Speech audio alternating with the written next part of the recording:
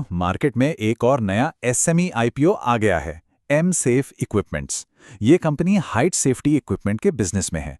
आज इस पूरे एनालिसिस में हम इसके बिजनेस, इसके फाइनेंशियल्स और हाँ, इसके रिस्क्स को भी आसान भाषा में डिकोड करेंगे, ताकि आखिर में एक बिल्कुल क्लियर पिक्चर सामने आ सके। तो सीधा सवाल ये है, मेफकिड इक्विपमेंट्स के इस आईपीओ में पैसा लगाना एक स्मार्ट मूव है या इससे दूर रहना ही बेहतर होगा? चलिए फैक्ट्स और डेटा के जरिए इसका जवाब ढूंढने की कोशिश करते हैं। सबसे पहले चलिए ये समझते हैं कि आखिर ये कंपनी करती क्या है।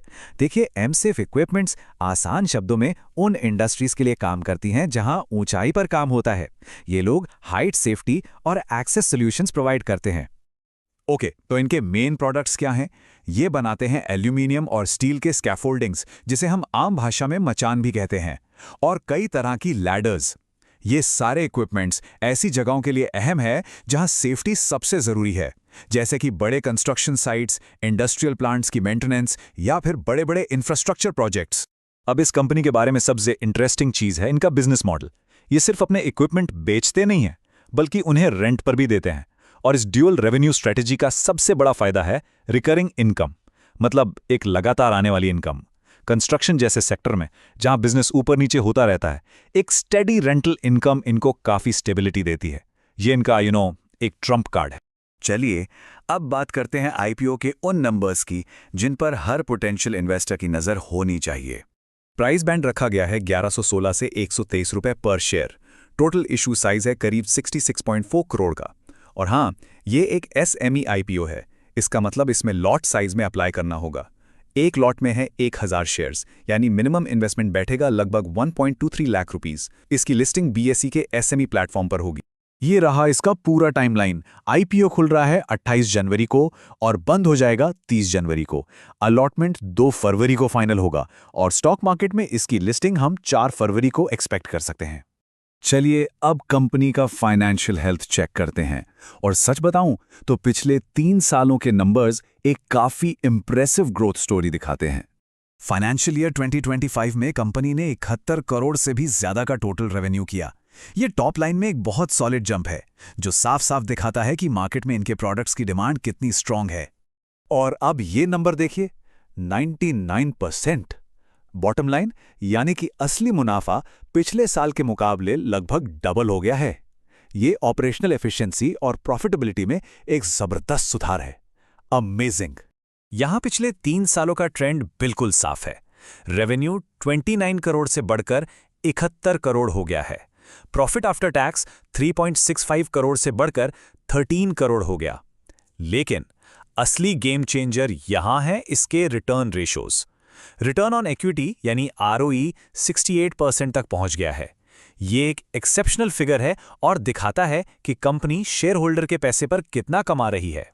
तो इन सारे डेटा पॉइंट्स को देखने के बाद आखिर इस कंपनी में ऐसी क्या खास बात है? आइए उन ग्रीन फ्लैग्स पर नजर डालते हैं जो इसे एक अट्रैक्टिव इन्वेस्टमेंट बनाते हैं। सबसे पहला इनका डुअल रेवेन्यू मॉडल जो लगातार इनकम देता है। दूसरा, इनका strong nation wide network, 22 states में इनकी रीच है।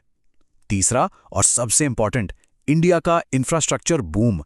जब देश में इतना कंस्ट्रक्शन होगा तो इनके प्रोडक्ट्स की डिमांड नेचुरली बढ़ेगी ही बढ़ेगी। चौथा, जबरदस्त फाइनेंशियल्स जिसमें 68% का आरओई और 18% का नेट प्रॉफिट मार्जिन शामिल है।